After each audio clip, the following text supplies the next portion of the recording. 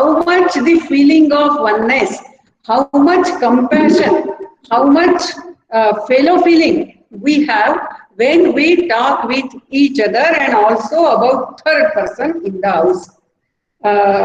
So this is atmosphere. About atmosphere, furthermore, we shall see later in other point also we have to see that. And then comes the child himself, start internalizing it.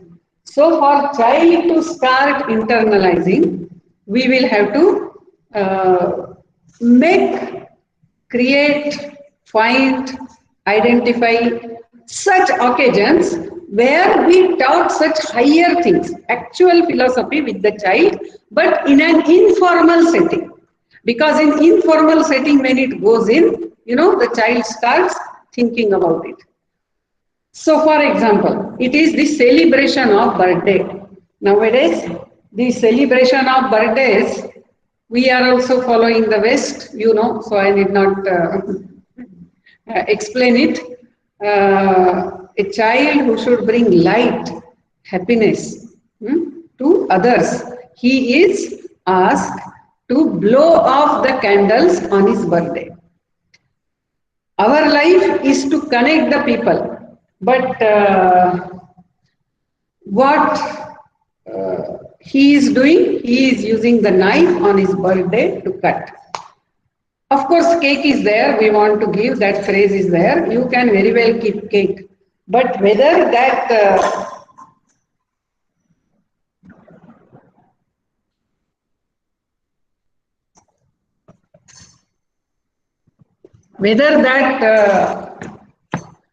occasion we can use for child to think something higher. We do in our houses. You all also must be doing. That is, you put on new clothes, you tell the child go and do namaskar. Maybe we take the child to the temple, and maybe we also do, arati for the child. But all this is done, the time allotted, the planning allotted for all this is very short. And the whole planning is about birthday party. So we are only talking about all this. After the birthday party is over, all the gifts which have come, again we open, and again what we talk, we say, "Arey, you had given," or maybe someone else may tell, or child himself may tell that mother, Amma, I had given in his birthday the present of 50 rupees. He had just given me a 20 rupees present. Now at that time, how do we respond? We have to tell that, see, friendship is much, much higher than money, and never make a mistake, to evaluate the friendship, the relationship in the terms of money. Even if he would not have given you, he is your friend, remember that. So, such occasions, or we tell the child on his birthday that, see, today you are now 12-year-old. Again, the next year starts, each year God gives for what? To manifest the best in us. So with whomsoever we talk, whatever we do it to the best of our ability. So this is all, means such occasions are to be done. Or maybe Ramanavami is there, then we talk about that. Do you know what is Rama? Rama is in heart of everyone. And the joy that we feel in our heart is Rama. And if we are always joyful, we can always feel the presence of Rama. Just while taking food, in informal setting, you have told just 2-3 sentences. That can go very deep. So it's our Indian philosophy really being transmitted to our children. Otherwise, it's only a philosophy. So this is first thing. The second, in that same quotation, what Swamiji says, by controlling the nature, external and internal. So this is what one of the most important thing today that we lack in parenting. That is inculcating self-restraint in child. Today, because as children are only 1 or 2, whatever the child asks, we are giving the child. The child doesn't know how to take no in life. And therefore, when he grows up and something he cannot get, someone, he goes in depression, so the depression cases are increasing, or commits suicide, or is broken hearted, and all that. We have not made child to grow up to face the challenges, and also to learn to live in constraint.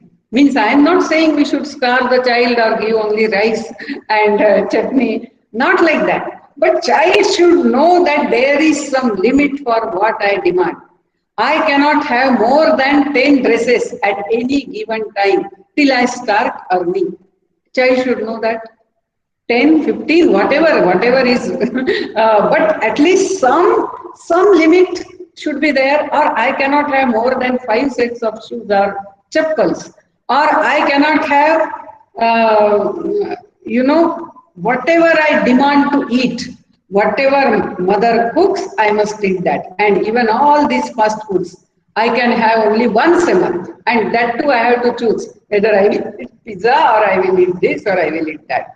Some such restraint is to be taught to the child. Even what we say Brahmarpanam, when food is served, it is served for all, and then you have to say the prayer and then only take the food. Or, we show Nivedya, we offer it to God and then we eat. To see all these are all small practices, but there is a great significance behind it.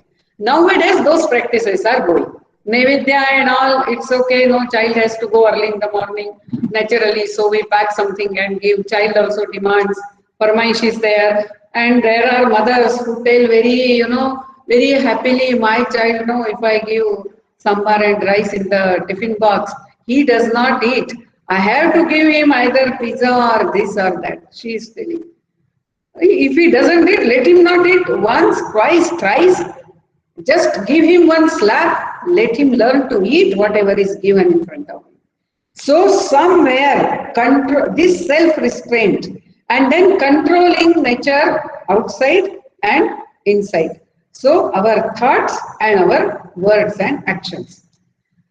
So about this, if time permits, we shall go, or maybe in question answer we can see. Then I want to come to the next Swamiji's thought.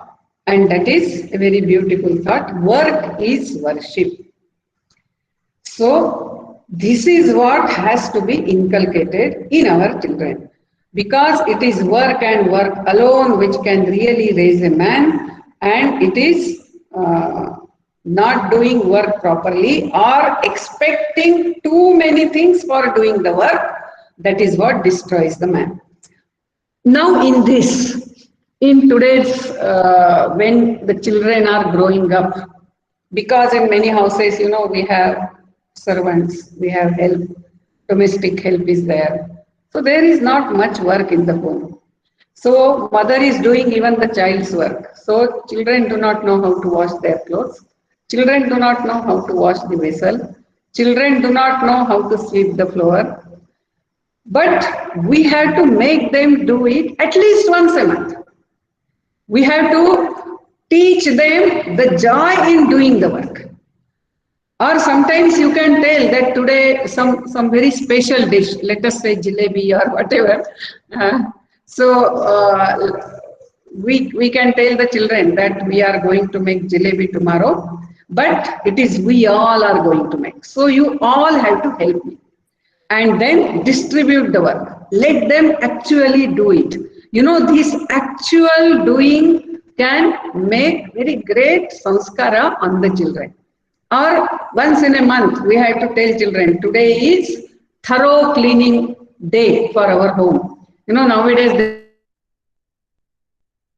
there are deep cleaning. I have to give the contract.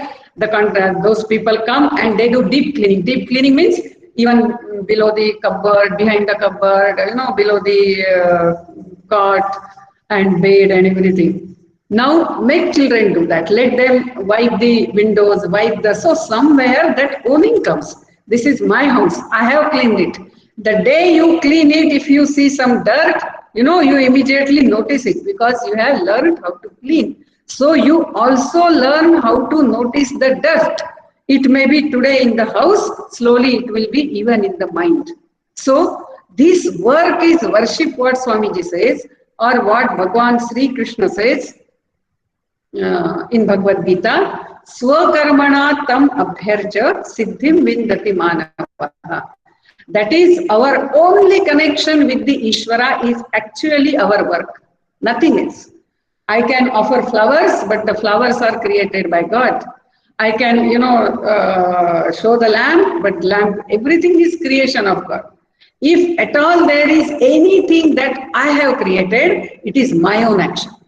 So how I will perform each and every action to the best of my ability. Each action will be performed so neatly that I will feel happy to offer it to Ishvara.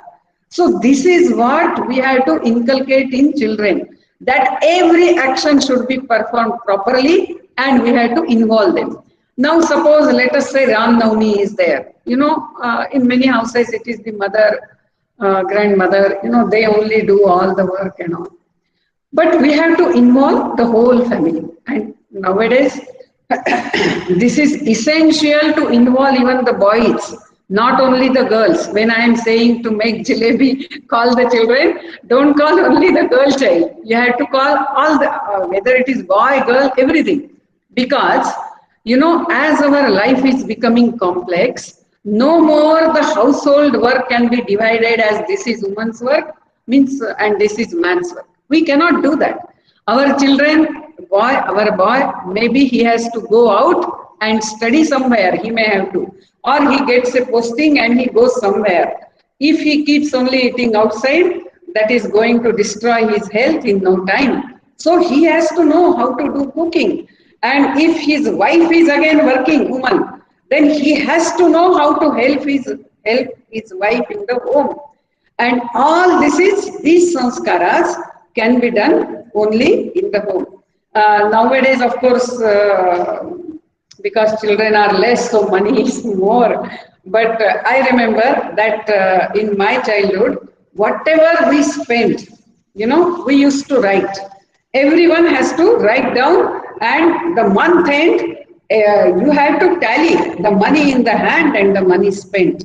So somewhere that has inculcated such deep habit in every one of us to use money properly and not just to waste it. So this is how we involve the children in work, how we make them, to respect the work. Sometimes even in front of our children we should do. Suppose the maid servant is there and she is telling, yesterday I had fever. Then we should tell. If we are working and we have to rush, it's a different thing. But still, if son is in the home, he is leaving only at 10 o'clock, we can very well tell her, okay, so today you leave these 2 rooms, my son will clean it. That will teach them compassion. The work is only not for our selfish interest, but it is also to help others. So this work is worship. This we have to inculcate. Even many celebrations also, the children are to be involved in it. Not we do everything and children only eat the food and wear new clothes and roam around. Then coming to the third point, that is in a way 4th point, because one is manifestation of divinity, second is self-restraint, controlling the nature external and internal, and third is that is work is worship, making children to do work, let them learn to find a joy in that. So maybe once in a month, twice in a month. And the 4th is very important message of Swamiji, that he says, India, in spite of all these invasions, if India has survived, it is because she has a message to deliver, a mission to accomplish, a destiny to fulfill. She has to guide the whole world in spirituality. Now, spirituality doesn't mean something otherworldly. Spirituality means, in all walks of life, in all dimensions of life, there is affluence. Affluence, not only material, even in human life. My thoughts are very affluent thoughts, means higher thoughts. So all walks of life, whether it is economy, whether it is education, very good education. So India first has to come up like that. And it's again not only the material success or even the, I will say, the success of various systems, but the basic thought which India has, and because which India has some great characteristics, and that is the thought of oneness. That is, Ishvara has manifested as many. So one has become many. Ekoham Bahusyam. Or as in Vishnu Sahasranam we chant, the first name of Vishnu is Om, and the second name is Vishwam. Om Vishwam Vishnur Vashatkaro we chant.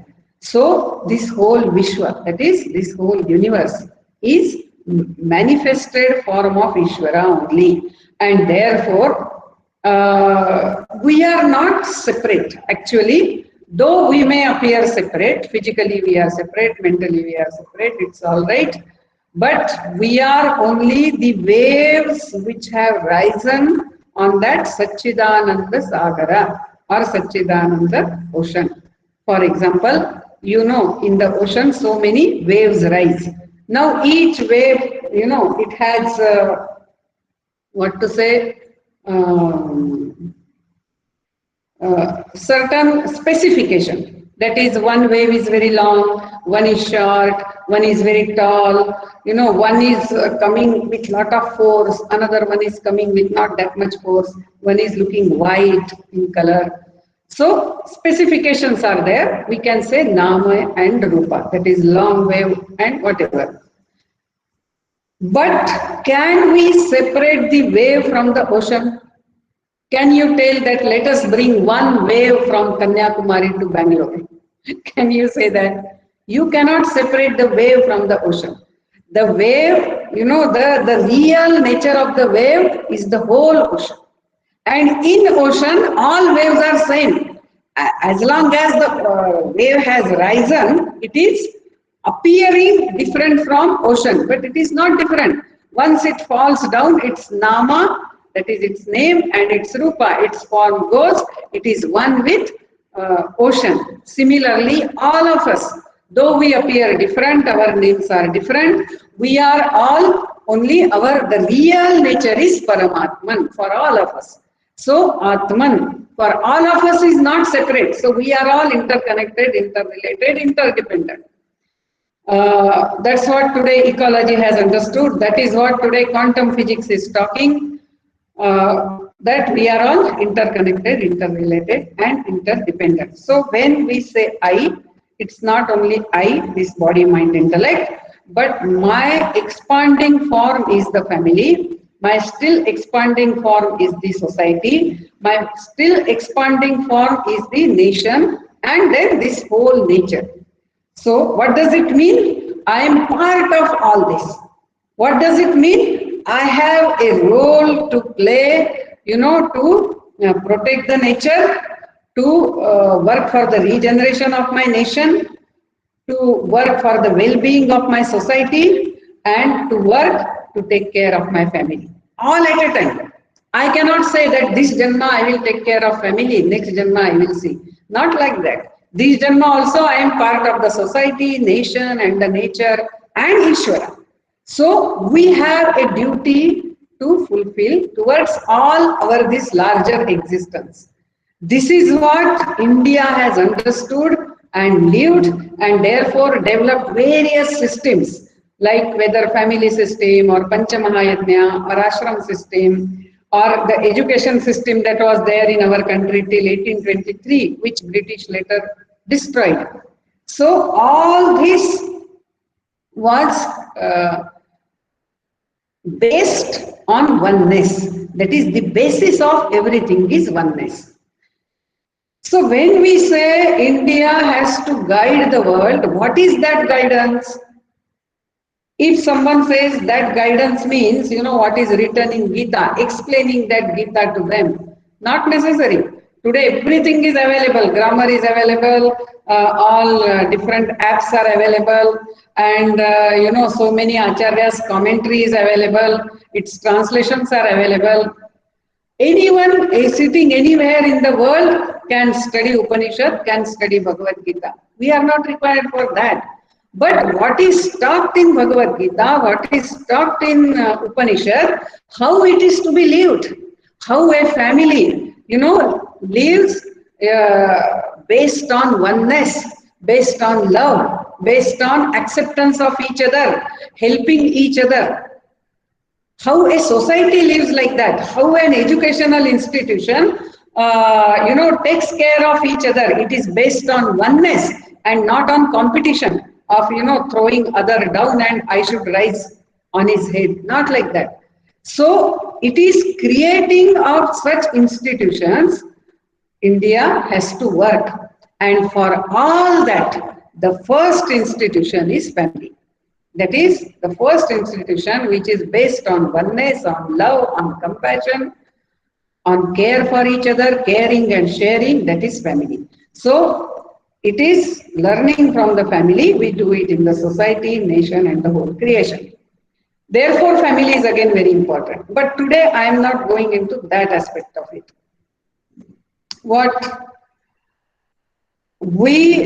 I am going into the aspect that the family as a unit of nation, individual is not the unit, family is the unit of a nation, has to work towards the fulfillment of the nation's destiny or the role that India has to play. Now, when we say that, it means we have to equip our family to play this role. So, because Navratra is coming, few days before also I was telling, today also I will tell. So, we will talk in terms of Shakti. So, in good parenting, we have to nurture these three Shaktis of our family. Jnana Shakti, Ichha Shakti and Kriya Shakti. Didi, you are not audible. Not audible? Now, yes, it's coming. Yes. Audible? Now it's coming. Yes, Yes, now Didi. audible. Didi, you're fine. It's fine. Yes, yes. Yeah. So, these three Shaktis in family, as a family, we should nurture. And that is where the good parenting lies. Because we have to connect our children with our country also. Now, let us see the first Jnana Shakti. Jnana Shakti is knowing about our country first. Very simple starting. Philosophy and all little bit we saw earlier. But first is knowing about our country. Now, what all are we doing as parent to see to it that our children know what is India and they are proud of India? They know the contribution of India, they know the achievements of India for last thousands of years, they know it. What is it that we are doing? And we have to do something because neither the educational system nor the media tells this to our children. So it is only family which is remaining which can do that, which can associate the child to the nation, which can connect the child to the nation. And therefore, in our house, in what all ways are we doing it? So first, what are all the photos in our house? Nowadays, in some hi-fi houses, where it is a fashion, no, not to put any portraits of great persons and all. This is all middle class thing. We don't want. So there will be some nude statue or maybe some modern art which you don't understand. One eye is so big, one is so small. So you can't make out. It's not like that. In your house, you must have such portrait, whether it is of Sri Rama or Sri Krishna, Chhatrapati Shivaji Maharaj, or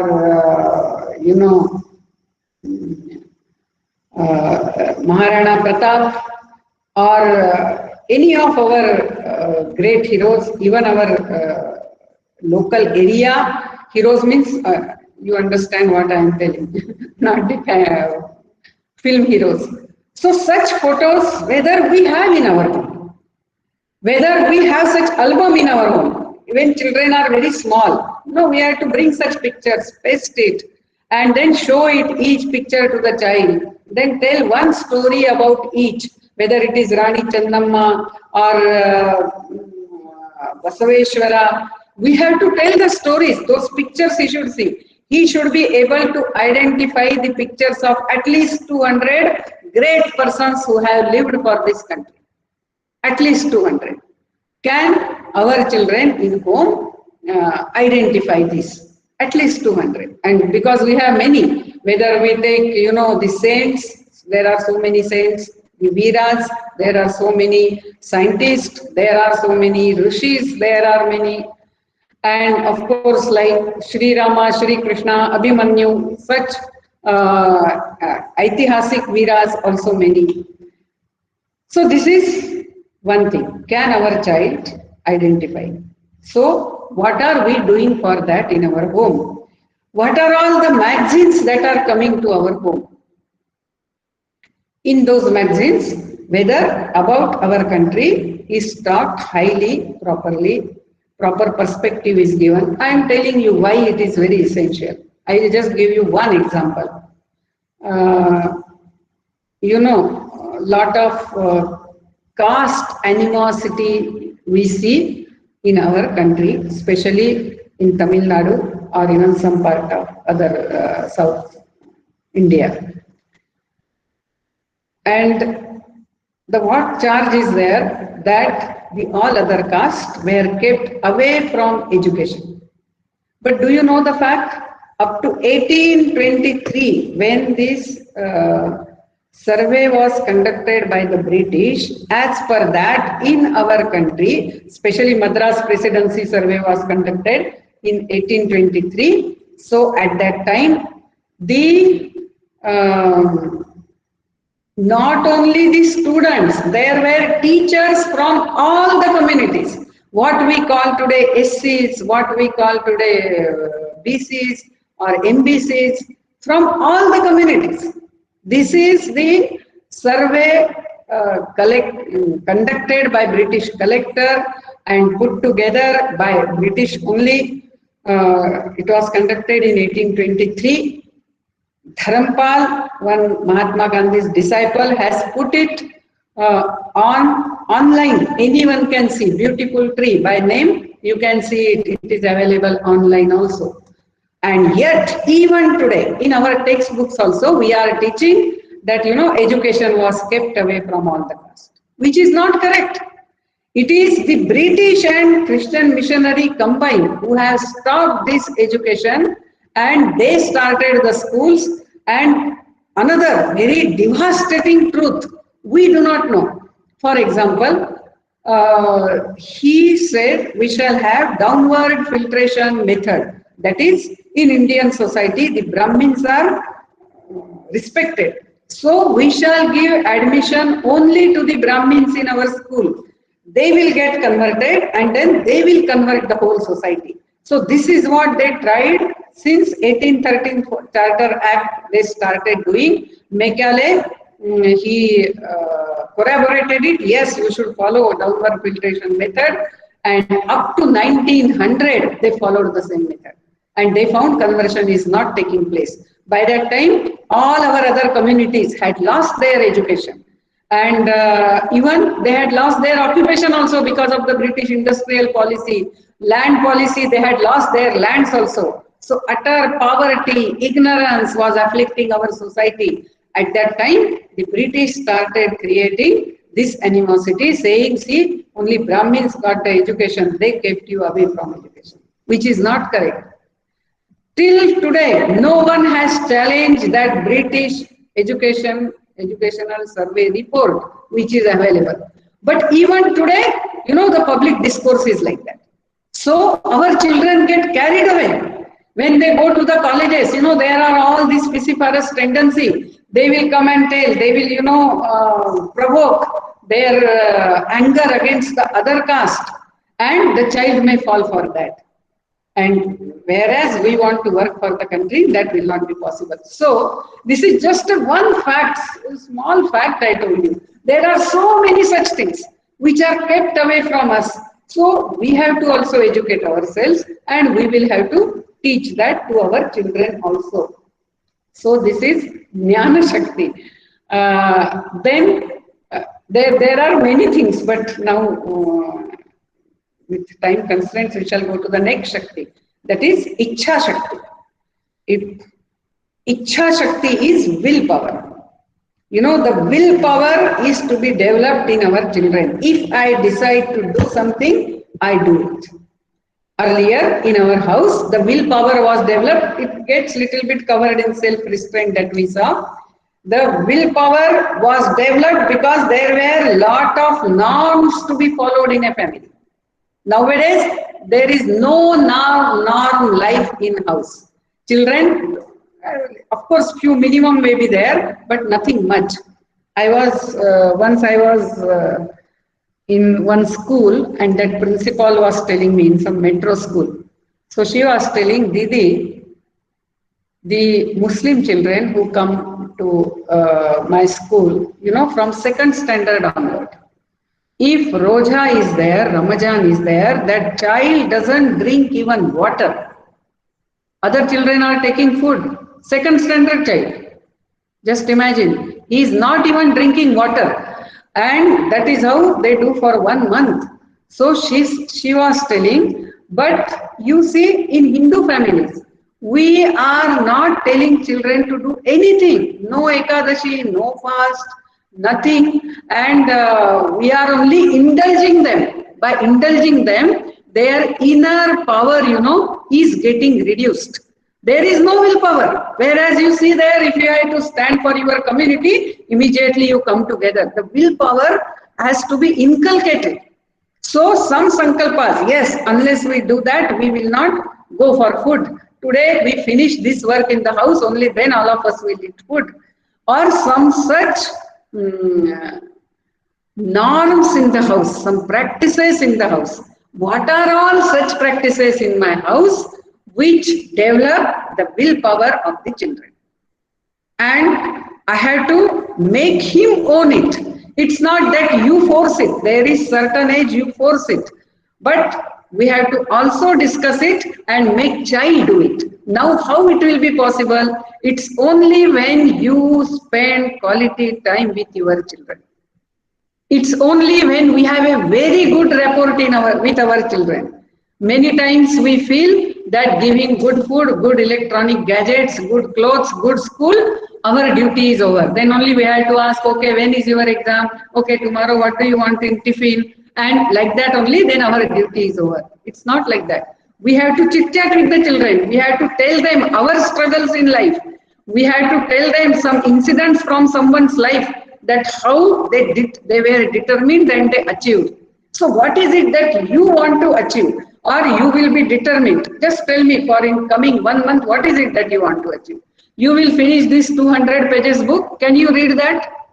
Some such challenging tasks, some such norms, somewhere force, somewhere making child himself decide, own it, because as the age changes, no, I am not going the age-wise parenting today. So in that, accordingly, we have to deal with the children. When they are small, we have to tell them what to do. But nowadays, I see in many houses, it is not done. Even telling them children what to do, parents are hesitant to tell the child. Grandparents are hesitant to tell the child. So, Ichha Shakti. And third is Kriya Shakti. That we, Kriya Shakti in the context of the nation. Work is worship, we saw. But Kriya Shakti, that is our some time, some energy, is for working for the country, is for the good of the society. So some time we always take out and work for the society. This is how we should live. Then seeing us, the children will start doing it. That is, for example, now many of us are Kendra Karyakarta. Let us say our Kendra Varga is every Saturday or whatever day, every Saturday morning 7 to 8. The child is seeing our life and child is learning that once I am Kendra Karyakarta, This my 1 hour is not just Kendra Varga, it is my commitment to my country. So when I attend Kendra Varga, I am actually fulfilling my commitment to my country. I am giving some time for, people coming together and becoming of one mind, one heart. So the children in our family, our relatives, our friends, everyone knows that Saturday 7 to 8, this man is not available. Even if you call him on phone, he will not take the phone. Even if some guest come, we can tell the guest, come, today is Kendra Varga, you also come with me. If the guest tell, no, I want to sleep, okay, you sleep, I will complete my Kendra Varga and I will come back. It is that sort of commitment. Kriya Shakti, I am meaning here now in the sense of commitment. I decide to do something, I do it. So, with that commitment, if the child is seeing, the children also grow up. But suppose, now while doing that, let us say there is a father who works for the society. But he works in such a way that he doesn't pay any attention in the home. Or society, he behaves very nicely. But at home, when he comes back, he is only shouting at the children or getting angry, irritated with the wife. Then there will be opposite reaction. There will be a wrong reaction in the minds of the children. Oh, if you work for the society, then that is how you behave in the home. So I will never work for the society. I will take care of my wife and my children very nicely. Therefore, I always say that as a Kendra Karyakarta, our parenting should be good. Wherever we are working, in work also we should be good, and we should be able to fulfill our daitva also. I cannot say that, I fulfill my daitva very nicely. But in my office, I just postpone the work. Because that is the culture in my office. Everybody is like that. So why I should work nicely? No, I am Kendra Karyakarta. I am here to change the atmosphere in my country. So even in my workplace, I will work. Then there are people, they come and tell, hey, don't work like this donkey. If you work, other work will come to you only. So don't work more. But we are born to do work. Why we should say more work will come to you? Manushya yoni is a karma yoni. Only human being has got the freedom of choosing the work, of doing the work. Animals are driven only by their, ahar, nidra, bhaya, maithun. When that is fulfilled, they will not decide that, we shall try to make this area very beautiful. They cannot have such higher desires. They will not work for that. They are driven only by these basic urges. But that's not for the man. The man can think at very high level and he has freedom of choosing the action. So, whether as a Kendra Karyakarta, wherever I work, I create a work culture. I create an atmosphere. You may say, no, Didi, if we work, more files come to us. Okay, as much as we can do, let us do. Or you find out the way in which you will inspire others to do the work, because I don't believe this, that if you keep on doing work, others will keep on giving you. Initially, they may. But I will tell you, in each human heart, there is a desire to do something good. This is what is the basic goodness or the, potential divinity in each heart. Every heart it is there. So if they see some good example in front of them and smilingly you are very helpful to all and you are smilingly doing the work, whatever is in your capacity, but all you are doing, slowly others also change. And of course there are some whose evolution itself is at lower rung, we cannot change them. So don't bother about them. But we should not stop our evolution because the atmosphere in my workplace is not good. We cannot say that. Atmosphere in my family is not good. I cannot say that. It is me who contribute. Atmosphere in my organization is not good. I cannot say that. I have to contribute and improve it. And if we do it with all honesty, sincerity, the situation improves. So this Kriya Shakti, how are we improving in our family. So these are all some of the thoughts with which we can do Chintan later, or maybe in Kendra Varga or whatever our Bangalore or it is there. We can think about it, and so these are just some 4 thoughts of Swamiji. I thought I will take 1 in the context of nation and 3 in the context of self-development. So 1 is manifestation of divinity, 2nd is self-restraint, because the body and mind have the habit of pulling you down. So always keep them restrained, keep them in daily routine, keep them continuously in work. Then only the inner power or the Atma Shakti is freed and it's manifest in life.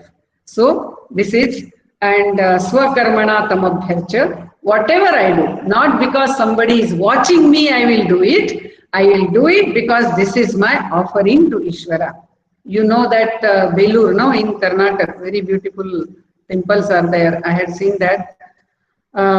There is a story that the sculptor there, you know, he was working on the stone which is supposed to be the backside of the temple, and up, hardly anyone will see. In that place stone, he was working very nicely, fine carving was going on. Then someone told him, who is going to see this stone? Because backside it will be dark. So why are you working so much? He said, I am seeing and God will be seeing. Who else I want to see? I know what I have done.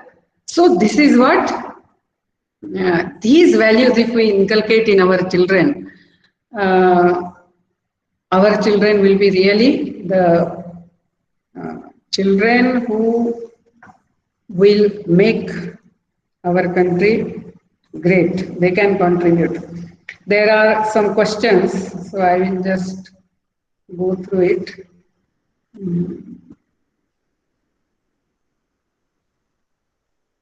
Are there any other questions here also? Yes, because you have I will see this. Yeah. This generation of children are more detached and lack emotional bonding. What as parents or elders we can do to bind them with the family?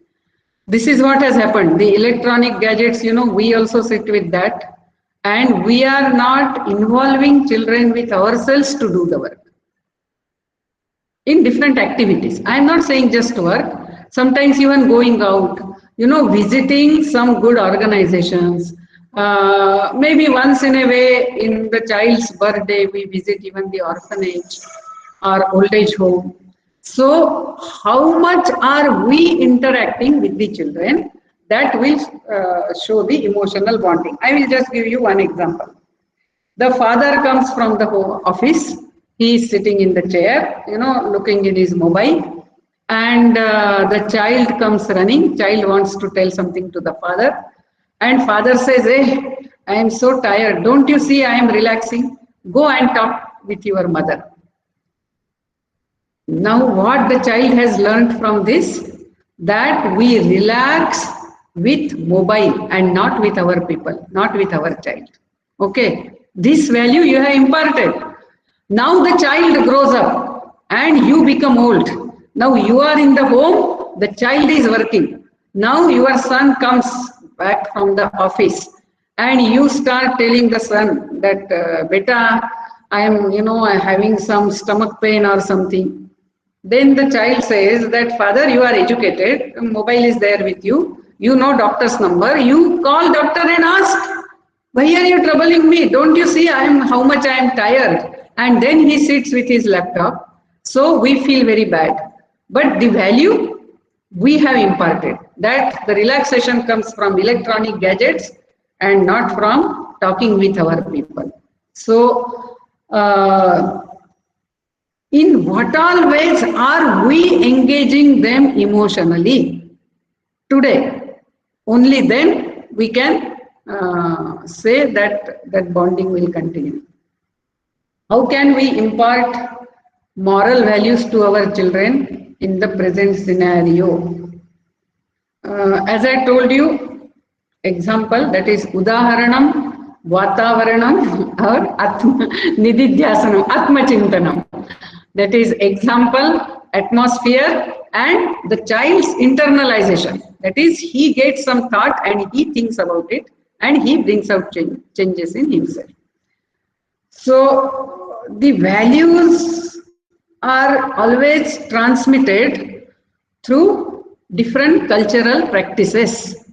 For example, you ask anyone in our country, anyone, go anywhere and ask where is God. The answer is same. Where is God? God is everywhere. They say God is inside, God is outside, God is everywhere. You go anywhere, they may be worshipping Shiva, Vishnu, Durga, Anedonni, Singh, Bunga, Batau, Mallar, Kandoba, Jhulelal, whatever may be the name. But they say that God is everywhere. Now, how such a great fact, such a great truth of existence, that God is pervading everywhere, Isha Vasyamidam Sarvam, how it is inculcated in this such vast and diverse country without any central authority. Nobody has sent any circular. No, there is no one, Pope, something like that, who tells and everyone has to follow. Nothing like that. And how it has happened? It is because of our cultural practices. We worship trees, we worship animals, we do Bhumi Pujan. Or for example, let us say the mother picks up the child and says that let us go for Ishwar Darshan to temple, and she takes the child. Now when she is walking, she sees her mama coming, so she does namaskar to mama. Then still she is going, then there is some cow, so she does namaskar to cow. Then she comes to the temple, then she bends down, in that entrance point. Then when she enters inside, there is Nandi, so she does namaskar to Nandi. She does namaskar to Dhvajastamba. Then she does namaskar to Shiva. Of course, Ganapati is there. And then then there is one people tree, so she does namaskar to that. All that she is doing. And of course, there may be some even Vishnu shrine or Devi shrine. She does namaskar everywhere. But mother had not told that we shall go for darshan of gods. Bhagwanon ka darshan karne jayenge. Mother has not told like that. Bhagwan darshan karne jayenge. Ishwar darshan ke liye jayenge. Mandir mein jayenge. And child sees, that 1.5-year-old, 2-year-old child sees that mother is doing namaskar to everything. So Ishvara is everywhere, is automatically inculcated. Not only that, he is everywhere, but he can be worshipped by many forms. That is why when the birthday is there and mother tells the child that go and do namaskar to God. Now in our puja room, there are so many photos and all. The child doesn't ask, mother, which God should I do namaskar? Does any child ask you that question in home? No child asks.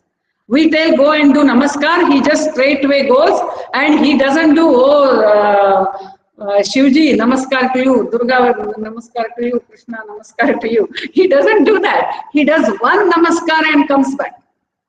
See, such a great truth is inculcated even today. It is because of our spiritual practice, our cultural practices. That is why cultural practices are very important. That is why Kula Dharma is very important. What all in our house we are doing. So, one is by practice, second is by cultural practices, and also the discussion. That is also very much necessary, and such informal discussions can very nicely take place while taking food. So at least one meal should be together. All should sit together, what has happened whole day, we should chit chat, we should share with each other, and like that it should go. In that the children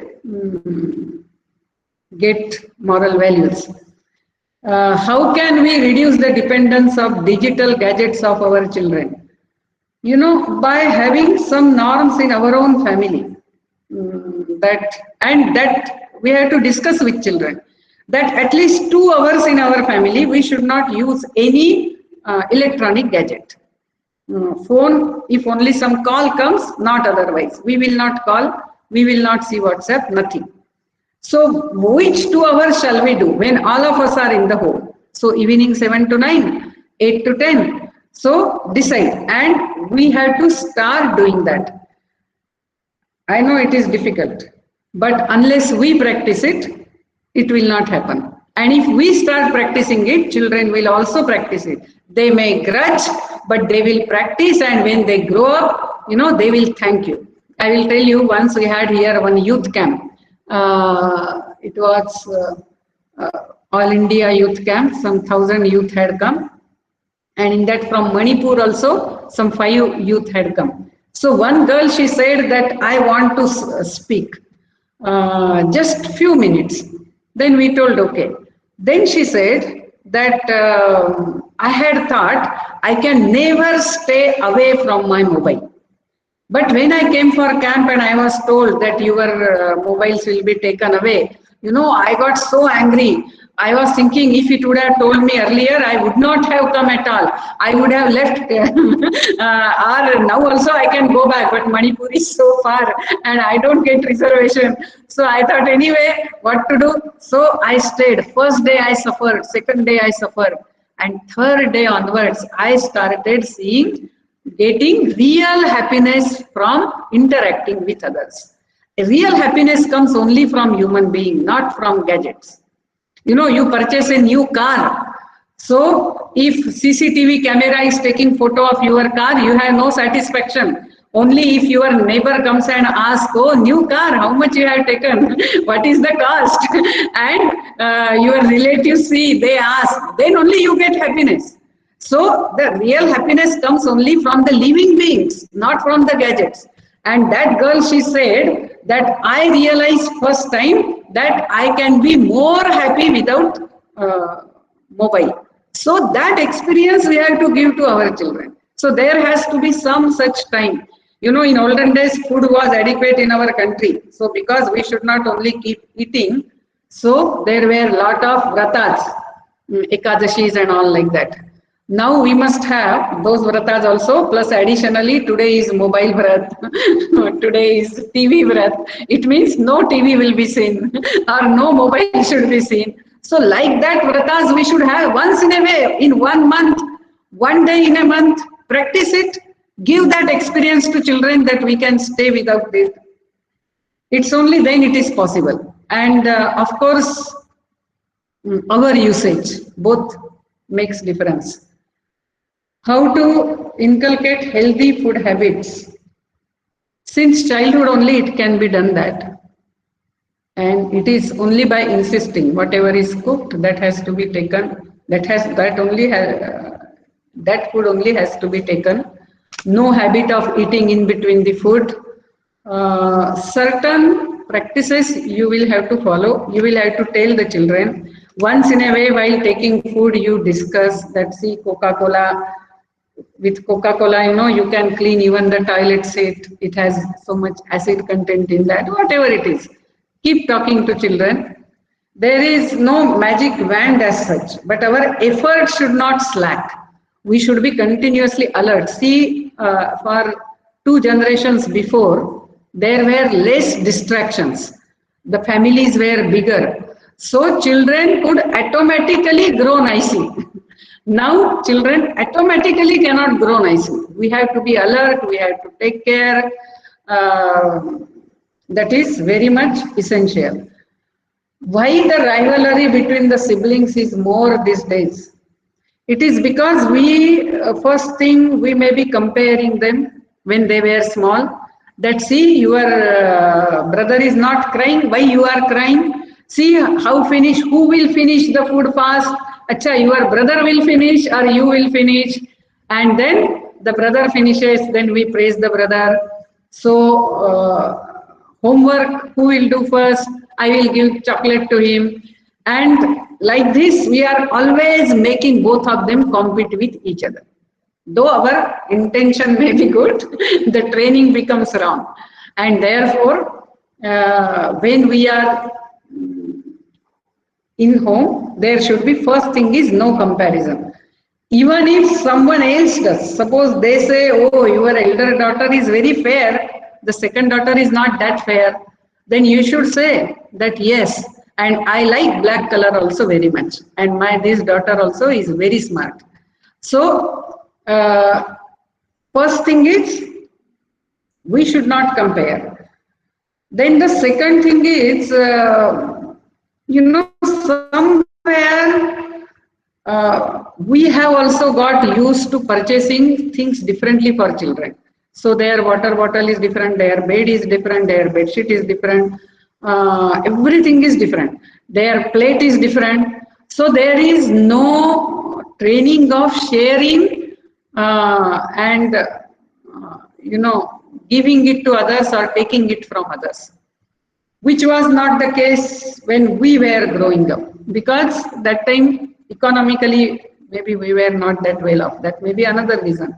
So this sharing and caring also has to come. For that, my one suggestion is, at least twice a year or at least once a year, you must call your relatives and their children to your home, and all of you should stay together for 10-15 days at least. So there will be no separate room for children. They all have to sleep in hall, putting all the beds down and sharing with each other. And that experience should be given to the children. There is no like my bed sheet, your bed sheet. And some such thing, if we start doing that, that is, I travel, I stay in many houses. So many times for me, for staying arrangement, some child's room is vacated and given to me.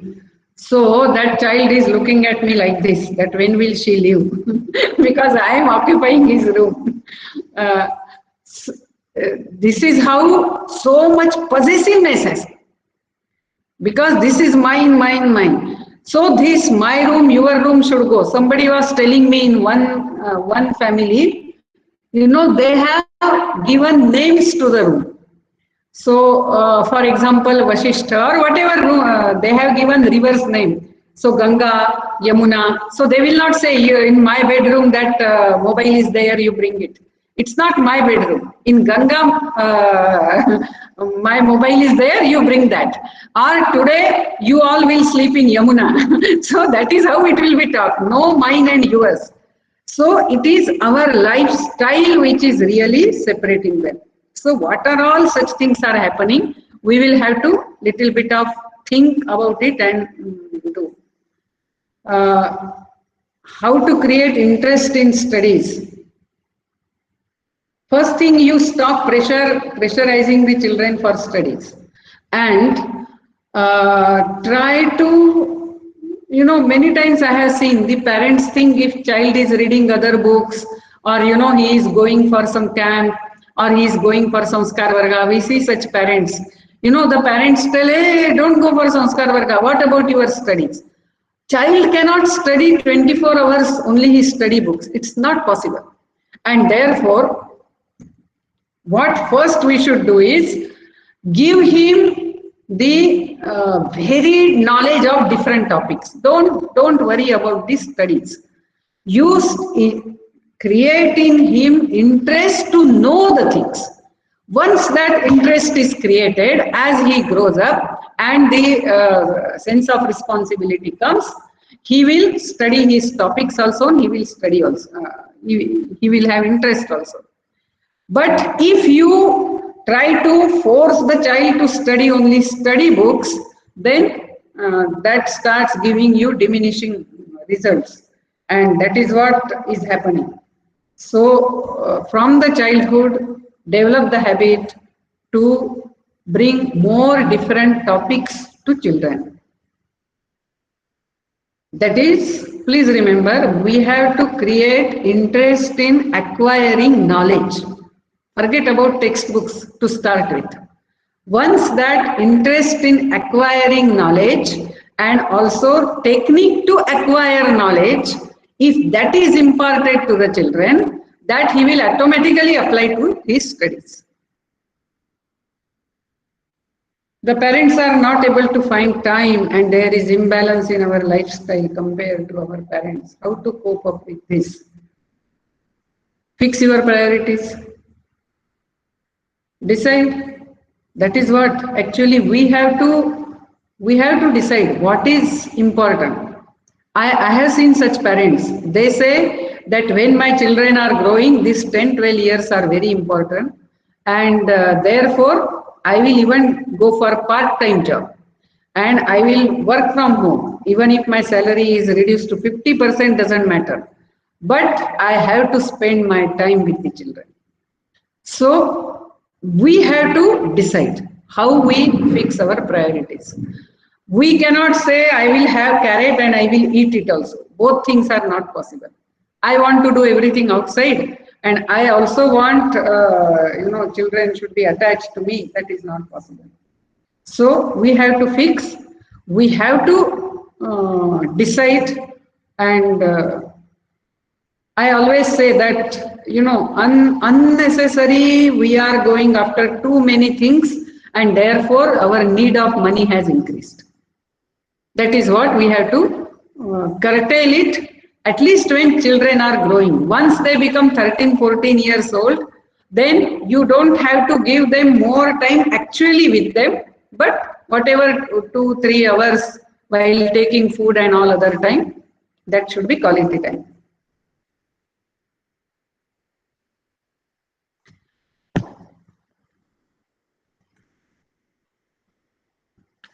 Okay, there are some questions in chat box also. How kids have to manage the peer pressure? First thing is you become friend with the friends of your children. You should know them, you call them sometimes home. Even if they shout little, even if they, make your house little mess, doesn't matter. Prepare some dish for them. We also should know some such subjects in which children are interested, especially teenagers are interested. We should know that. If they are interested in cricket, we should know how to chit chat with our son on cricket.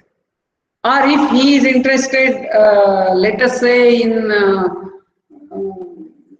something is happening in somewhere, he is interested in that. We should know the interest of our children. We should even inculcate certain interest in them. But that can be done only earlier. Once the teenage comes, then we can only share. Only as a friend we have to behave with them. We cannot order them. You do this, you don't do this. No, not like that. We have to suggestively tell, which I always give example of my father.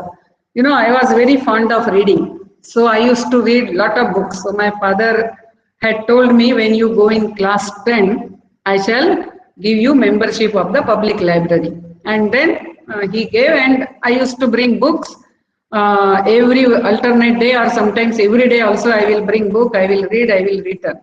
As I started growing, I started reading even different books. First were only story books, so even novels and all that. So I had interest in various subjects because father had inculcated it while chit-chatting, taking food and all that. So suppose if I bring a good book, what my father used to do? He will tell, today Nivedita has brought a very good book. I know you all may read, may not read, but at least you read the 3rd chapter in that book. It is very good. So like that he will tell. So I will also feel, oh, my selection is liked by father. And he will also somewhere promote provoke my other siblings to read the book. Then slowly, because my father used to appreciate, I got into habit of noticing how my father is giving his comment on the book that I brought.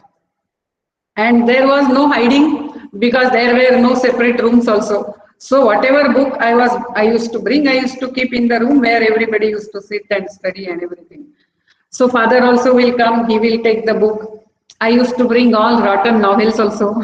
So suppose that novel is there, my father will go through it, then he will put it down and just say, like that, and then he would go away. So then I knew, oh, today father is not going to appreciate my book. So father never told me don't read such trash. He never told me.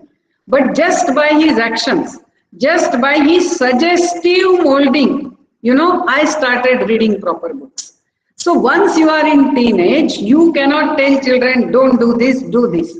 The time to tell this is over. When we should have told, we don't tell. That time we indulge the children. And when it becomes too much, we start telling. By that time, their capacity to listen is gone. So, be friends with their friend, and then it is easier, to discuss with the child. We should never tell your friends are bad, but we should discuss, oh, that's that friend, what is he telling? Acha, they are telling if when I used to study, my one friend had told me that be man, yaar, arey smoke and see how it is. You have not never smoked, so you don't know what cigarette smoking is. So like that, my friend had told. But that time, my father told me, what is manly? To fall for the bad things is manly, or to resist that is manly. And when father asked that question, I never then went for smoking. You are never telling your son, don't do that. You are only sharing your experiences. So share your experiences. Sometimes you can even create one imaginary experience and tell. Doesn't matter. But share it with them and child will take the clue. So this is one thing. Please share about too much toys for today's children. Yes, actually they say with too many toys, the imagining or imaginativeness of the children, is lost because everything is there. You just imagine how we used to work even with that matchboxes, we used to create a long train and we used to make train out of that. Or with some one log, we will make, some doll out of it. So there is lot of imagination. That imagination is destroyed if too many toys are given. Therefore, I am also not for giving too many toys, and children play little bit and then throw it away. Actually, there is nothing like our spending time with them. How to change icons? Just discuss. For example, now we know what is happening in Bollywood and going on. So, whatever is the icon in the mind of the child, don't tell it is wrong, but you tell actually what they are. Just tell that, this cine artist or these heroines, actual their life is generally like that. Just tell that. Or Sachin Tendulkar, he is very short. But he never went on crying over that fact I am short. Because then he cannot give a sixer because his height is less. So what he did, what he did? He took a bat which is heavier than the other bats. And he exercised in such a way that he could, send the ball beyond the border. That is, he could do sixer. So, if there is something lacking in us, we have to see those who are successful. What is it that they have overcome and they have, achieved something in life? So, similarly, what is it that I want to overcome in my life and I want to achieve? So, we have to discuss. Even the serials or some cinemas, more we discuss, more its charm is over. So, instead of telling, don't see that, we should say, okay, I will also sit and we shall see it. And then you discuss logical in that. So, that way it helps. आजकल बच्चे पढ़ते नहीं हैं. हाँ, because we have not inculcated that habit in them. when they were growing up, how many books did we bring and did we tell them stories by showing the book? I have seen in whichever house it is done by the parents, even today, in today's generation also, they read books like anything. Even if TV is going on, I have seen the girl goes in some other corner and reads a book. So it may be now storybooks, that doesn't matter. Even if they read storybooks, their language improves, their other general knowledge improves.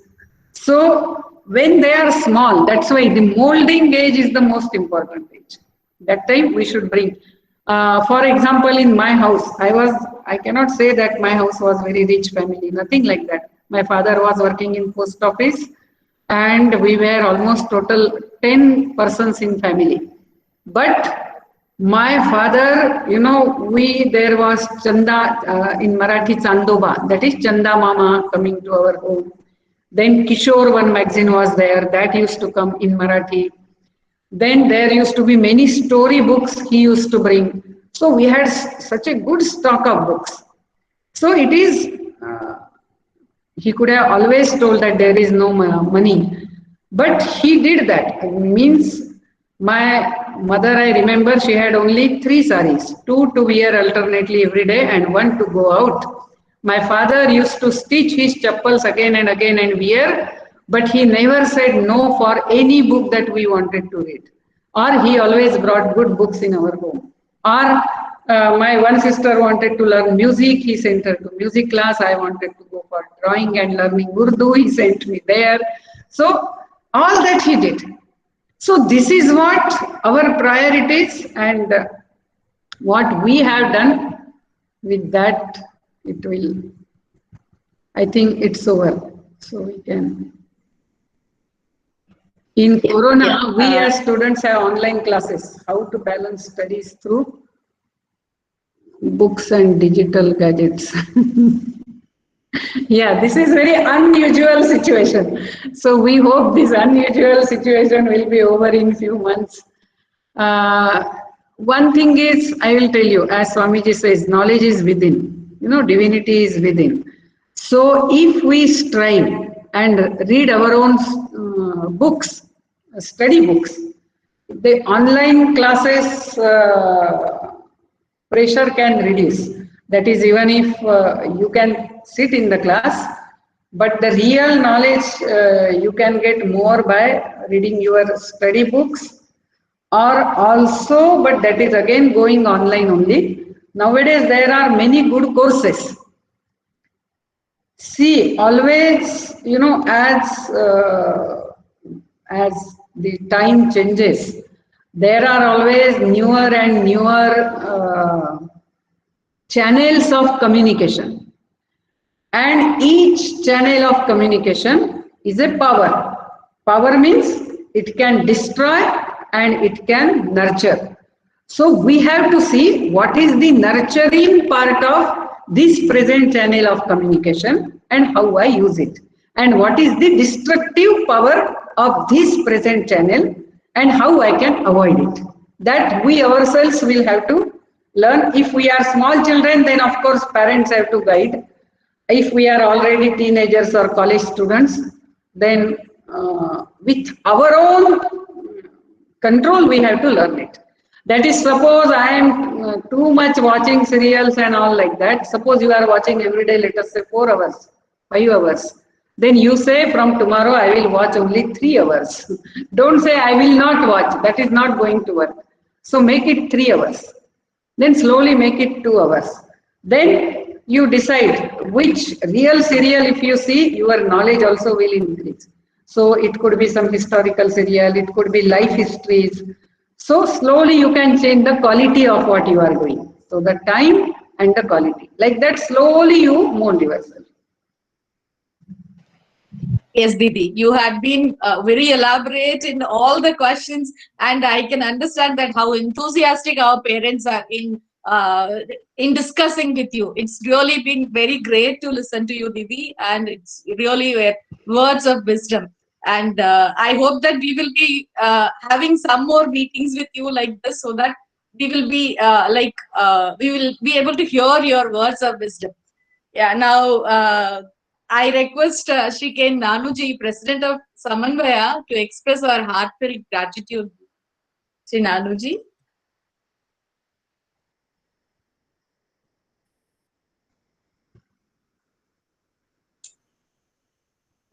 Nanuji is on mute.